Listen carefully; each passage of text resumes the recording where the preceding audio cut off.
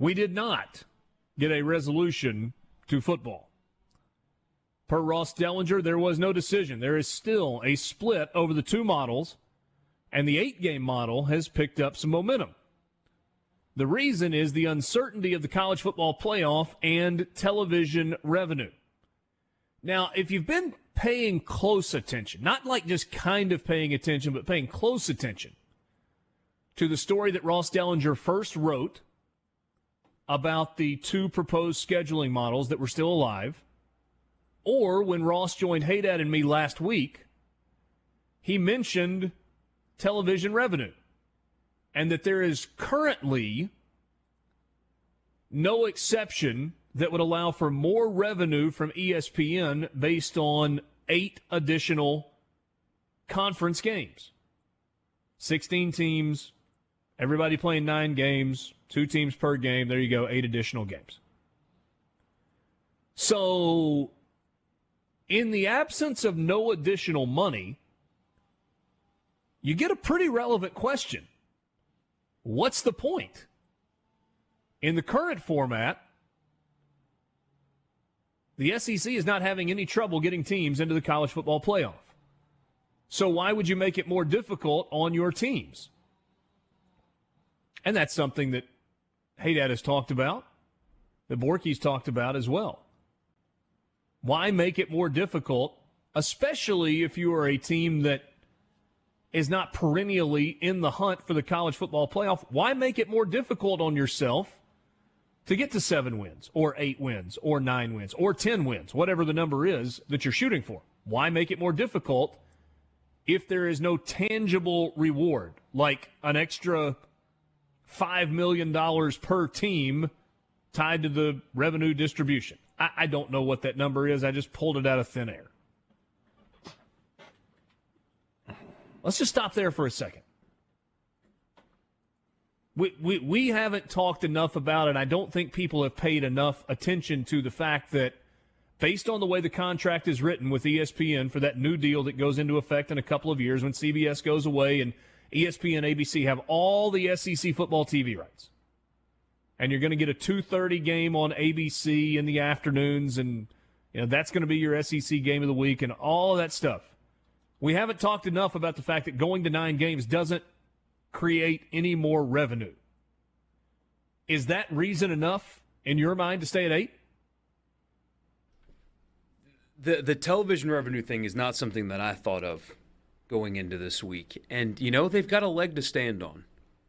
Now, having that extra marquee game will help people get into your stadium, and there's real money there.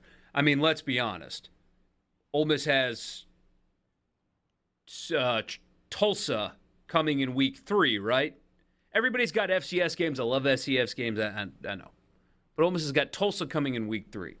Yep. If you replaced Tulsa with South Carolina. Week 4, third home game, week 4. Week 4, okay. Yeah, Troy and then UCA, and then they go to Georgia Tech, and then come back home for Tulsa. Mm-hmm. 4 straight non-conference games to start the year.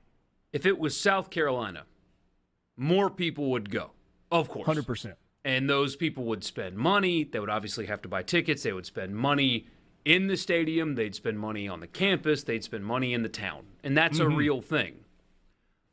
But if you're not giving me a tangible increase in television dollars, if the whole idea of expansion is, expanding the conference schedule is because we got to improve the product for our television partners, and then we add an extra SEC game and our television partners don't give us an extra dime, why am I doing this to my team?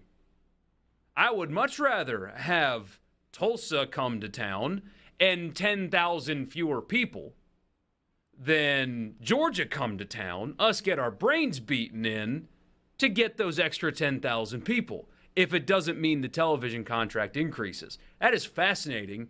And I mean, is this a power play from the conference? That's the next question. Is this a bluff? Are they saying, hey, we're not moving on schedules because we're not getting another dime, so if you don't give us another dime, we're not moving? Or is it real? I don't think it's a bluff. Well, I mean, what's the rationale for ESPN? We've got a deal. We're going to be paying you billions of dollars. I mean, yeah, we could throw a few more million on there, and we'd like to have 8 more conference games because that's going to be more eyeballs for us. But, I mean, how much of an effect is that going to have on ESPN's revenue? What's the – and look, the SEC and ESPN have a pretty good relationship. It's not always rosy all the time, but it's a good working relationship.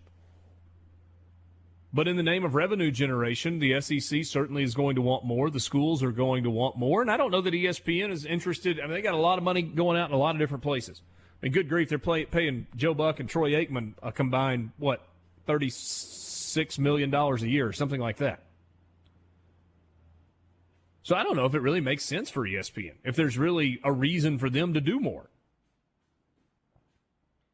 In reality, nobody should be voting for this outside of Alabama and Georgia. Everybody else in the conference, I mean, I know LSU just won a national title. Florida's a team that has potential to get up there. A&M is a team with potential to get up there. But it doesn't make any sense. You want to put wins on your schedule, as many as you can. And maybe it's just me. I understand from a attendance standpoint what we're getting at. But if you keep the Power 5 requirement, you're still going to get a good, marketable game for television. Mississippi State versus Arizona is a marketable game for television. Ole Miss and Georgia Tech is marketable for television. If you go 10,000 additional tickets sold at $85 a ticket, that's an additional $850,000. That's real money in terms of ticket sales. 16 teams that are going to be in the SEC, 14 that are deciding the future of the scheduling model right now. And there is a program that is leading the charge for the stay at 8 games. What program would you guess that is? Now, you guys know the answer to that. I mean, Borky, you put it in the rundown. Hey, my guess would have been South Carolina, would have been my guess. Okay. Tell you why that would not have been a good guess. So the answer is Kentucky, reportedly.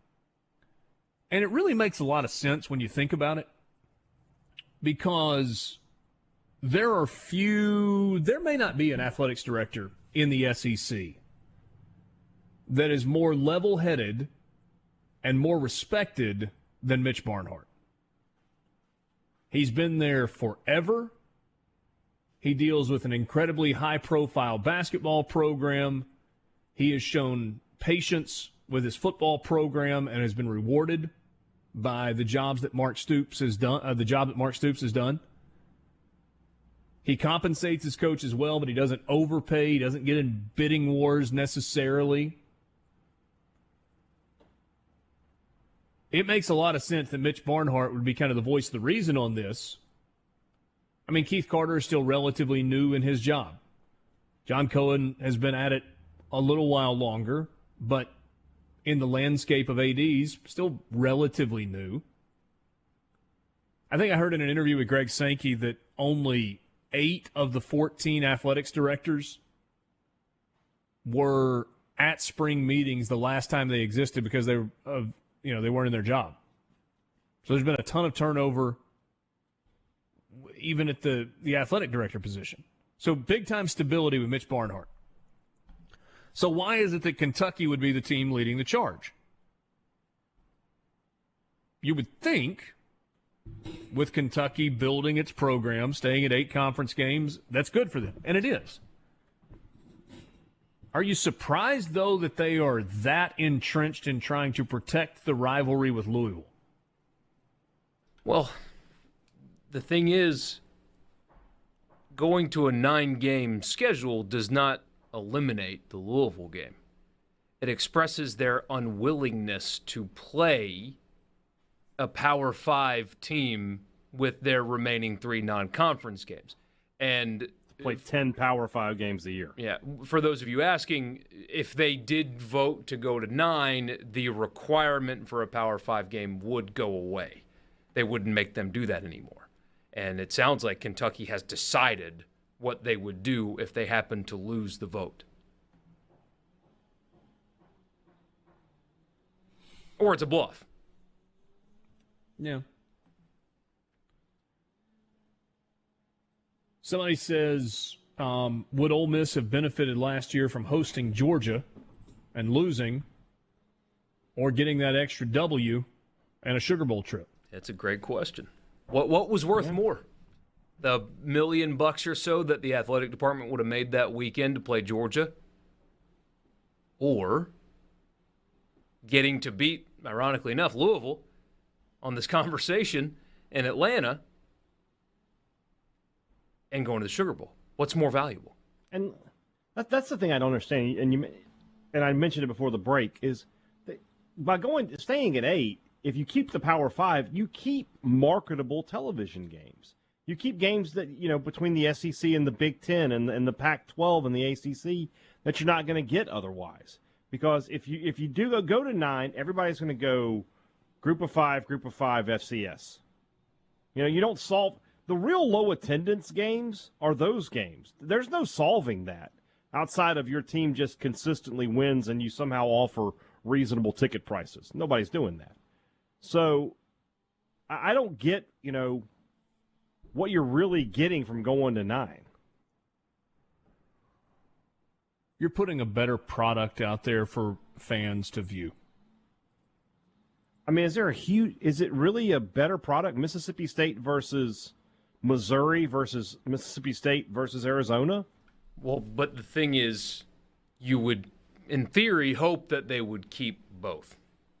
That they would continue to do both. I have a great joke about in theory that I can't tell on the air, but we just know that that's not going to happen. Well, at least they're scheduled out until 2035 or whatever, so we wouldn't see the effects. That's the other issue. Are you going to see a lot of buyouts? I mean, I think you will.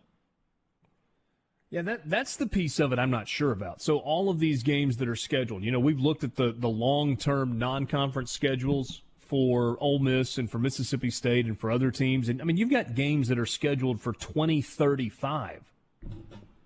So yeah, Ole Miss is a little further out, but for State, I mean, Arizona State, Minnesota, Texas Tech, Washington State, you're going to buy out all of those? I don't know that it makes sense to. Just go ahead and play the games. Those are winnable games if you're not a bad team. They are. I mean, I'm not saying you're going to win them all, but those aren't games. I mean, it's not like you've got Notre Dame, you're going to lose a game State. that you could win to play a game that you might lose in the SEC, that you're probably likely to lose, depending.